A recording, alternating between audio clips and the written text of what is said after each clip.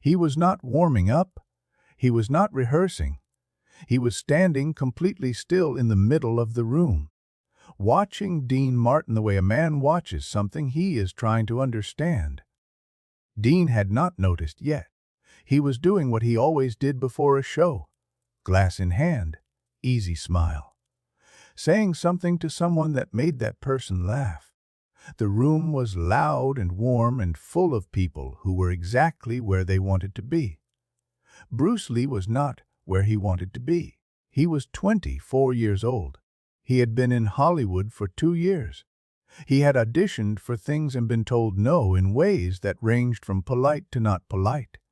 He had a school. He had students.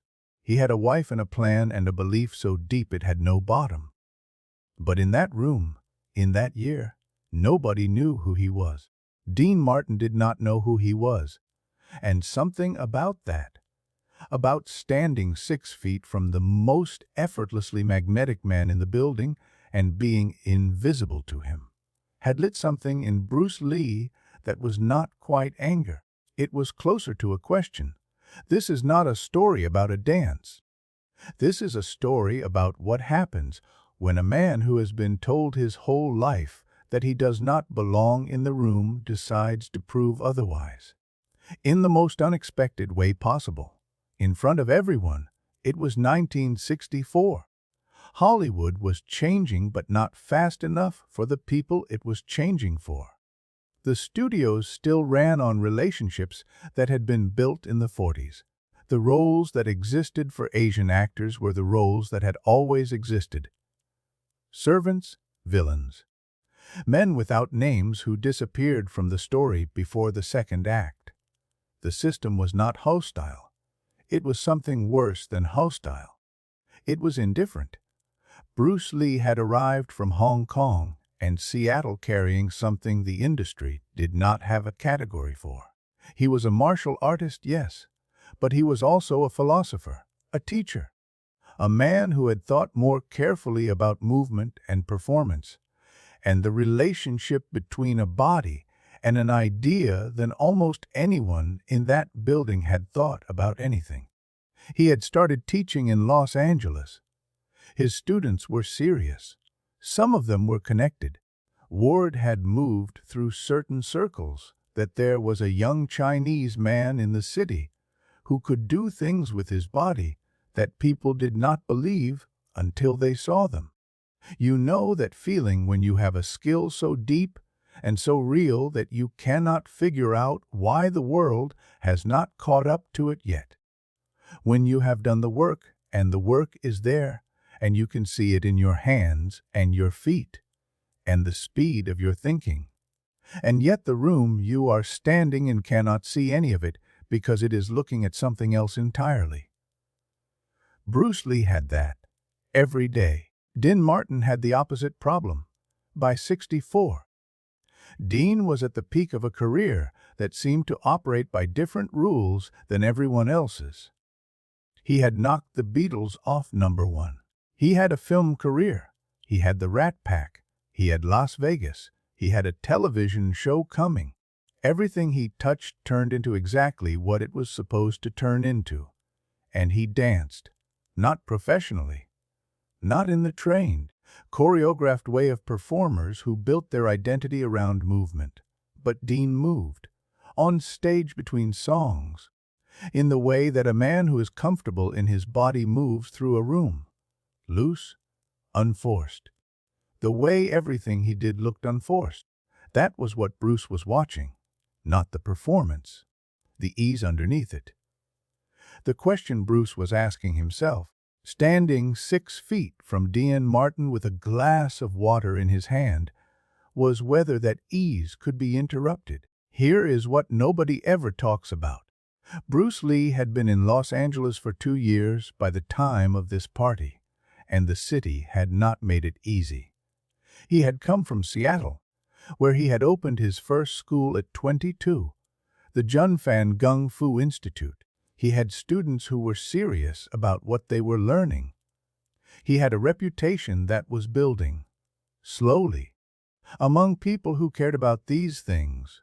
But Hollywood was not Seattle. Hollywood had a system for what Asian men could be in stories. That system had been in place for 30 years.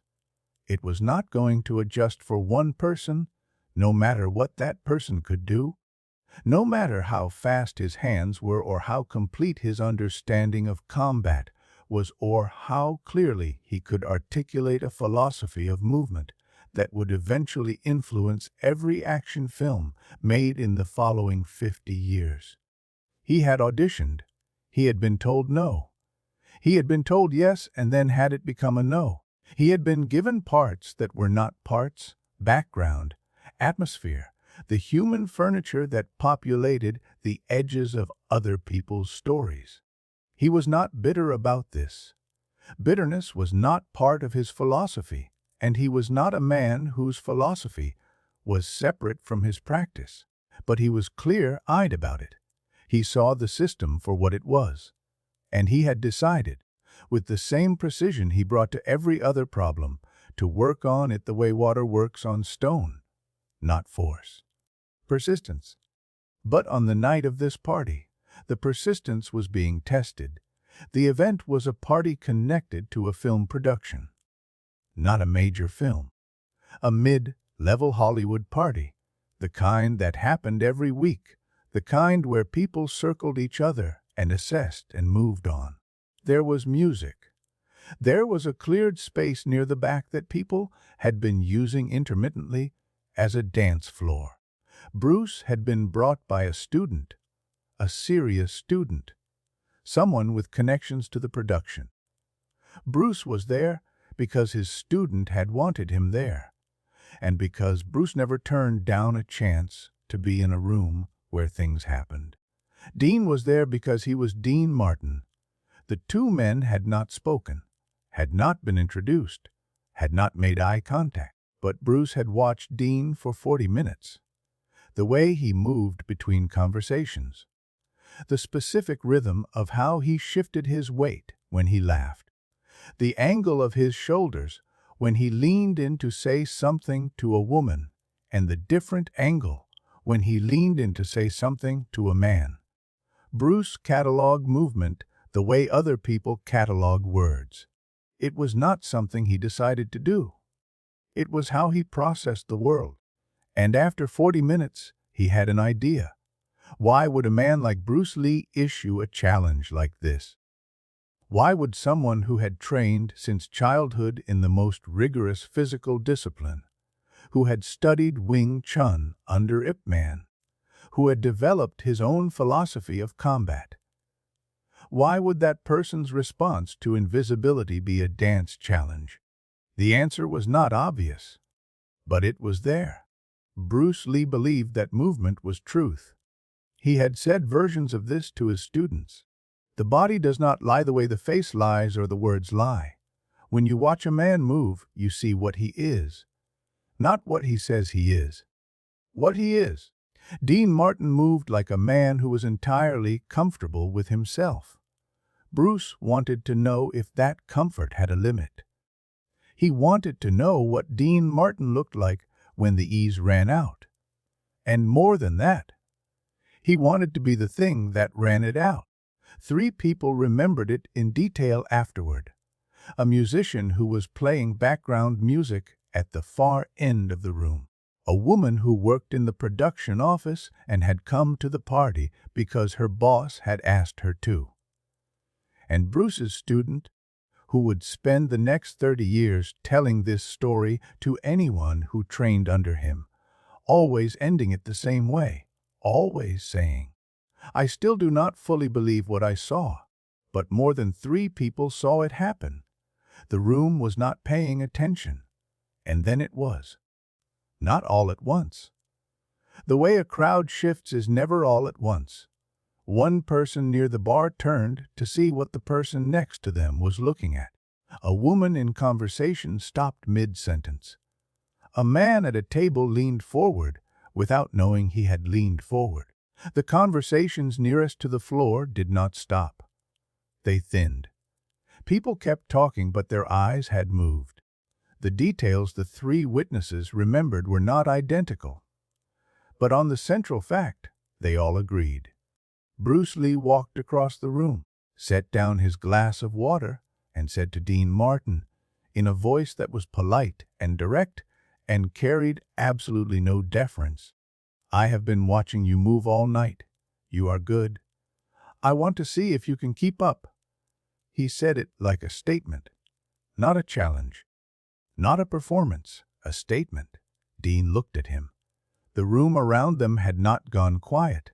Most of the people nearby had not heard, but the three witnesses had, and they remembered the specific quality of the silence that passed between the two men in the second after Bruce finished speaking.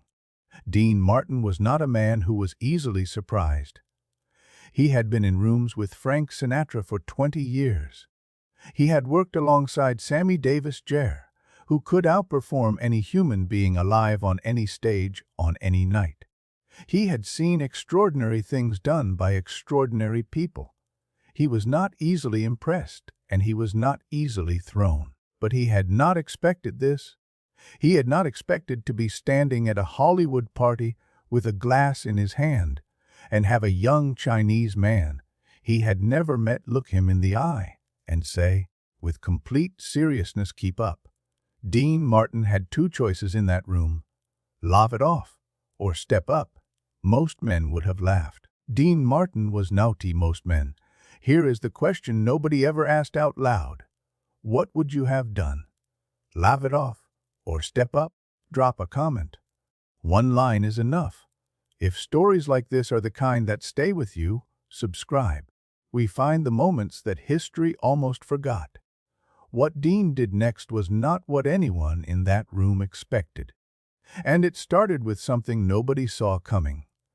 And what happened next was not what anyone in that room had seen before. If the moments that history almost forgot are the kind that stay with you, subscribe. We find the ones that did not make the official record. What Dean Martin did next changed the temperature of that room in a way that nobody who saw it ever fully explained. And it started with something nobody expected. Dean set down his glass, not performing it, not making a show of it. He just set it down. And then he looked at Bruce Lee the way a man looks at something he has decided is worth his full attention. Not condescending, not competitive. And he said, with the easy certainty of someone who has never needed to prove anything, "Show me what you've got first." That the music in the background was something mid-tempo, not ideal, not terrible. Bruce moved. What the witnesses described was not dancing in the conventional sense. It was not the kind of movement that has a name or a category. It was Bruce Lee using the vocabulary of his body, the economy of motion that he had spent 15 years developing, the ability to shift weight and direction and momentum in ways that looked both impossible and inevitable, and translating it into something that responded to the rhythm of the music. It lasted perhaps 20 seconds. The musician at the far end of the room stopped playing. He started again when he realized what he had done, but he had stopped. Dean watched. His expression did not change in any way that the witnesses could fully describe later. He did not smile. He did not tighten. He watched the way a craftsman watches another craftsman do something with a tool, assessing. When Bruce stopped, he looked at Dean. He did not say anything. Dean looked back. And then Dean Martin did something that none of the three witnesses had anticipated. He stepped onto the floor. You know that moment when someone who has been treated as decoration in a room suddenly takes up the space they were always supposed to occupy. When the thing that has been performed becomes real. When the ease that everyone assumed was shallow turns out to have roots. Dean moved.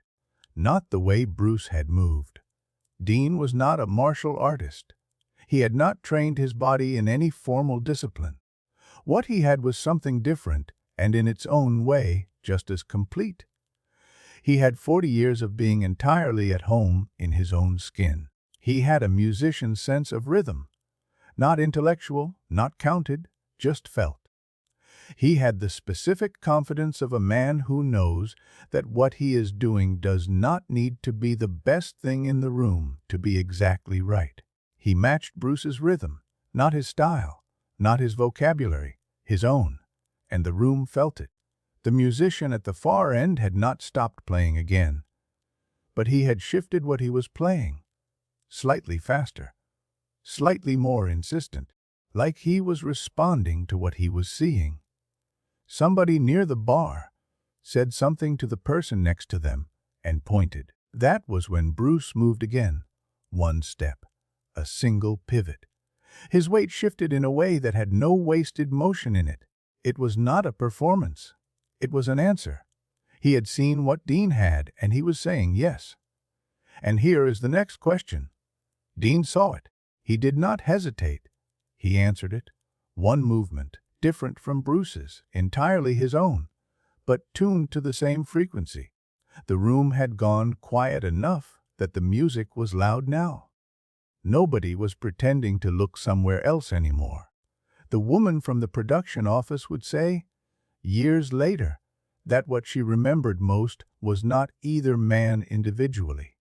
It was the conversation between them, the call and response of two people who spoke completely different physical languages, discovering that the languages had enough in common to say something to each other. 30 seconds, maybe 40. And then Dean stepped back and picked up his glass and looked at Bruce Lee with something in his expression that the witnesses found difficult to name. Not respect in the performance sense. Not the kind of respect you show in public to someone you want others to see you respecting.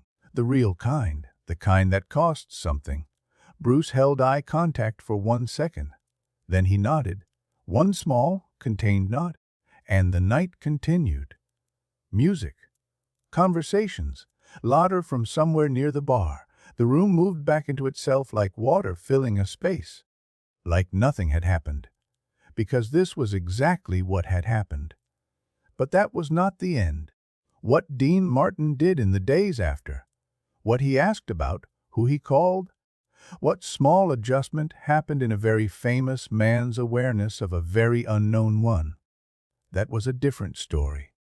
And it started, of all places, with a question Dean asked his driver on the way home. Bruce Lee had walked across a room full of famous people and picked the most famous one. He had not asked permission. He had not explained himself.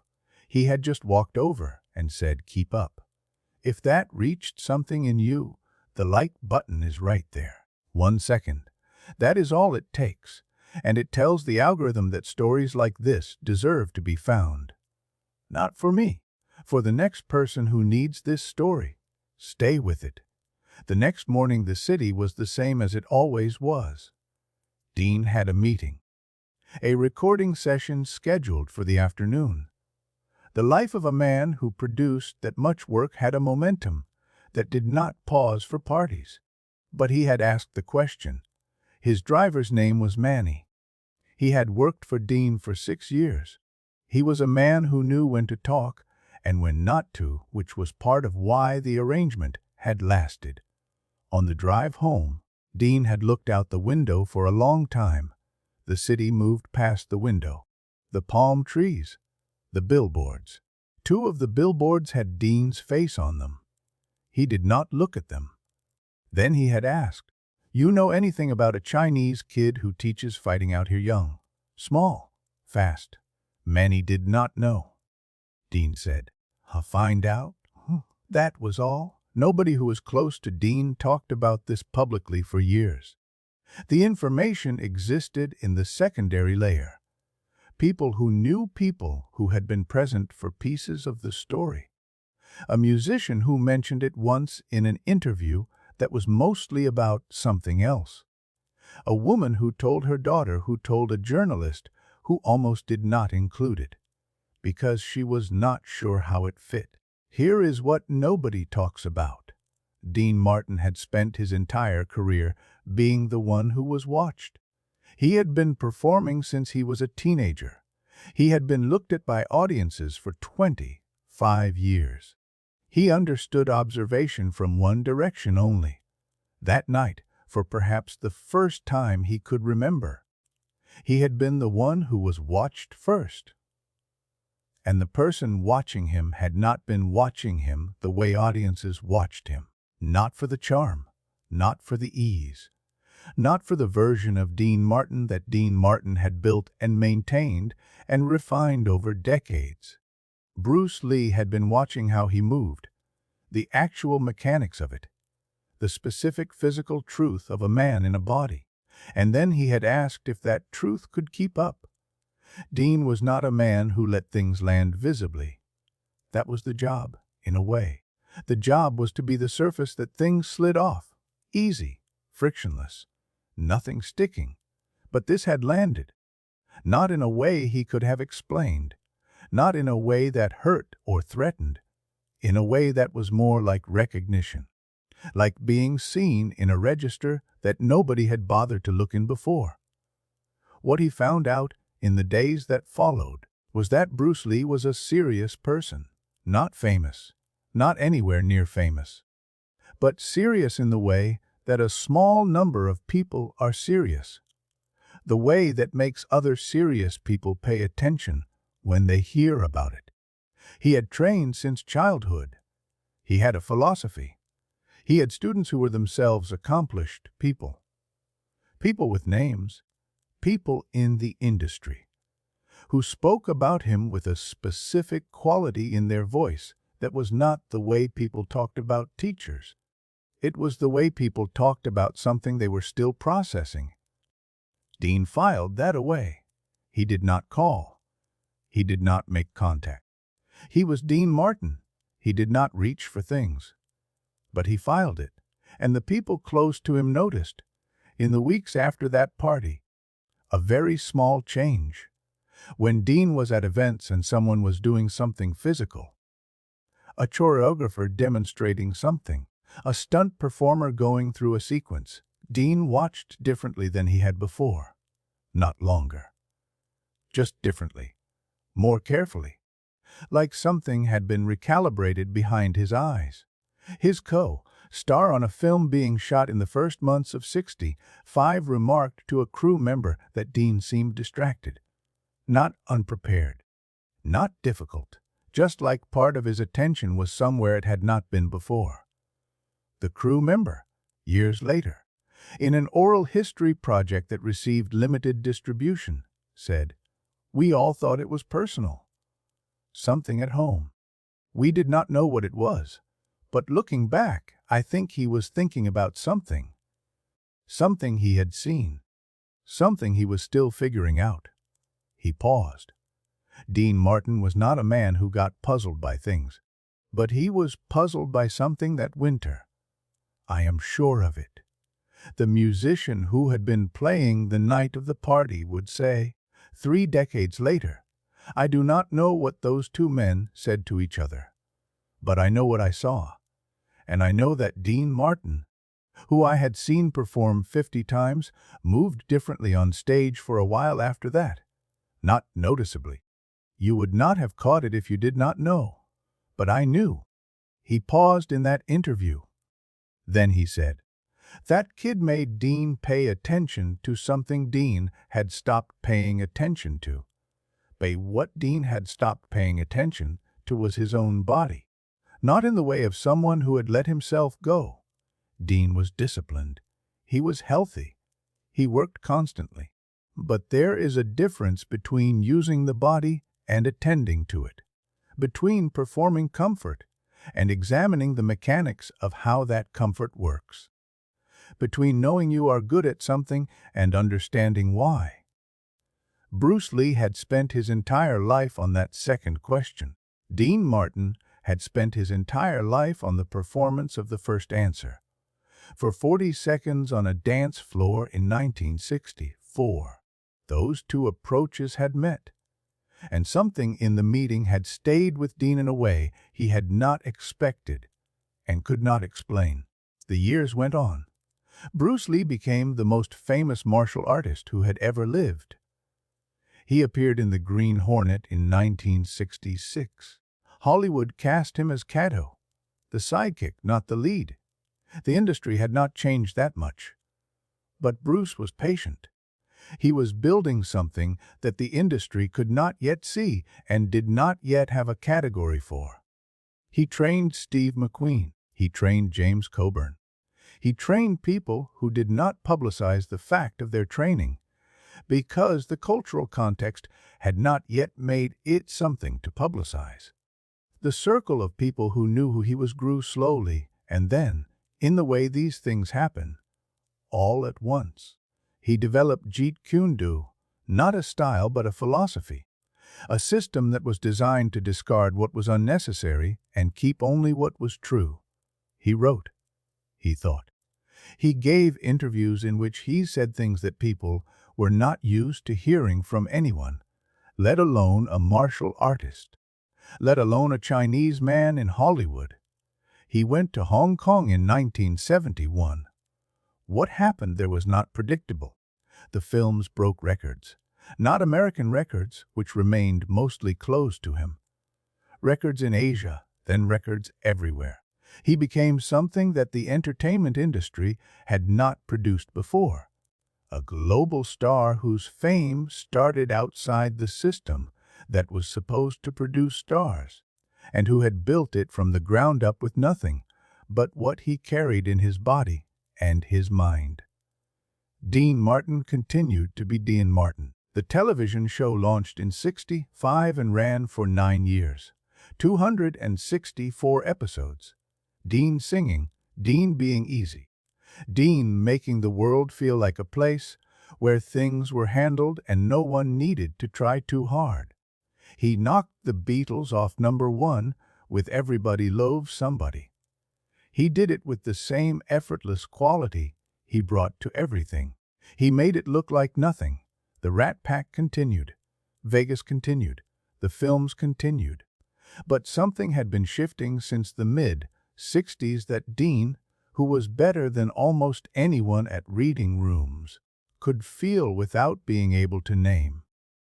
The world was moving away from something, away from the version of masculinity that the Rat Pack represented, the drink, the ease, the world as owned. The kids in the streets were not listening to Dean Martin. They were listening to people who seemed to be struggling with something, and the struggle was the point. Dean did not change. He did not know how to change, and more than that, he did not believe that changing was the job. The job was what it had always been. You go out. You sing. You do the work. You come back. Their paths did not officially cross again. There is no second meeting on record. No interview where either man talked about the other. No photograph from after that night. But there is a photograph from that night. Someone at the party had a camera. It is not a famous photograph. It surfaced in the collection of someone who had worked on the production and was sold at a small auction decades later. It shows 2 men standing near the edge of what had been the dancing space. One is Dean Martin, recognizable by the set of his shoulders and the glass in his hand. The other is Bruce Lee, looking directly at the camera with an expression that is entirely neutral. Dean is not looking at the camera. Dean is looking at Bruce. And the thing that people who have studied that photograph remark on is not Dean's expression exactly. It is the angle. Dean Martin, who had been looked at by more people than almost anyone alive, was looking at someone else, like he was still trying to figure out what he had seen. Bruce Lee died in July of 1973. He was 32 years old. Dean Martin was 56 that year. There is no public record of how Dean responded to the news. No statement. No interview. He was not the kind of man who made public statements about things that had affected him privately, but a musician who had known Dean for 20 years said, in a conversation that was not recorded at the time and only reconstructed later from memory. He got quiet when he heard. Not surprised quiet. more like something had confirmed that he had already suspected. What had been confirmed? The musician did not know. He just remembered the quality of the quiet. Dean Martin performed for another 18 years after Bruce Lee died. He lost his son Dino in a plane crash in 1987. The loss reached something in him that nothing before it had reached. He withdrew. He became quieter. The performance of ease that had carried him through 60 years finally ran low on whatever it had run on. He performed his last Vegas show in 1991. He died on Christmas Day, 1995. He was 78 years old. The two men had one real encounter, one night. Perhaps 40 seconds of genuine contact in a room full of people who mostly did not notice. Neither of them ever spoke publicly about it. Neither of them ever had to. It never happened officially. And now it never will. Think about someone in your life who saw you when the room was not looking. Not the version of you that you present. The actual version. The one that lives in how you move and where you put your weight and what your body does when nobody is asking anything of it. Think about how rare that is. Think about how it feels when it happens. Not comfortable, exactly. Seen rarely feels comfortable at first. It feels exposed. It feels like something has been removed that you did not realize you were carrying. And then, a moment later, it feels like relief. Dean Martin had been seen by more people than almost any human being of his generation. He had stood in front of cameras and audiences and crowds of thousands for 50 years. He had been watched. But that night a young man with no fame and no power and no reason to be careful stood across a room and watched something different. Not the performance. The man inside it. And then he asked if the man inside it could keep up. That is not a question you ask someone you have dismissed. That is a question you ask someone you have decided to take seriously. This is not a story about a dance. This is a story about what it means to be seen. Dean Martin built his life on being seen in a very specific way. Charming, easy, frictionless.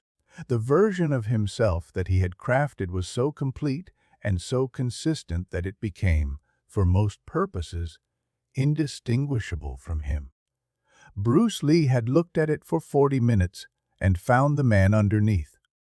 And the man underneath was interesting enough that he stepped onto a dance floor with nothing to prove and proved something anyway.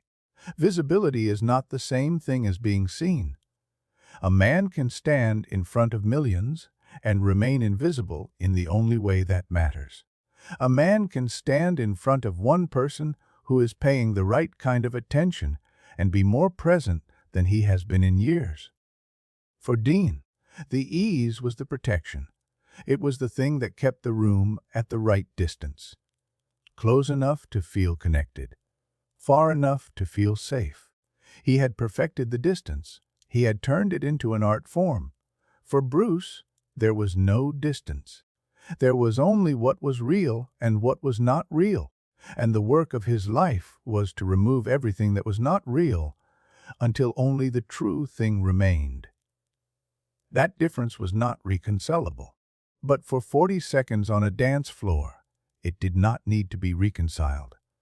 It just needed to be acknowledged. The people we lose are rarely lost in a single moment. They are lost in the quiet decisions we make after. Dean made a quiet decision after that night. He paid attention differently. That was the most Bruce Lee thing he ever did. Hollywood, 1964, a mid-level party. A young man nobody knew put down his water glass and walked across the room toward the most famous person in it. He did not ask for anything. He did not explain himself. He made a statement and waited. Dean Martin set down his own glass. And for 40 seconds, in a room full of people who were mostly looking somewhere else, two men spoke the only language they had in common. Dean Martin never explained himself. That was who he was. Bruce Lee never needed to. That was who he was. If stories like this are what you come here for, subscribe. The playlist is waiting. These are the stories that matter. The ones that happened in the spaces between the official record, in the rooms where nobody thought to take notes. That was Dean Martin. That was Bruce Lee. Before this ends, think about someone who saw you when the room was not looking. Not the version you present, the actual version. Did you let them see it? Or did you perform anyway? Tell me in the comments.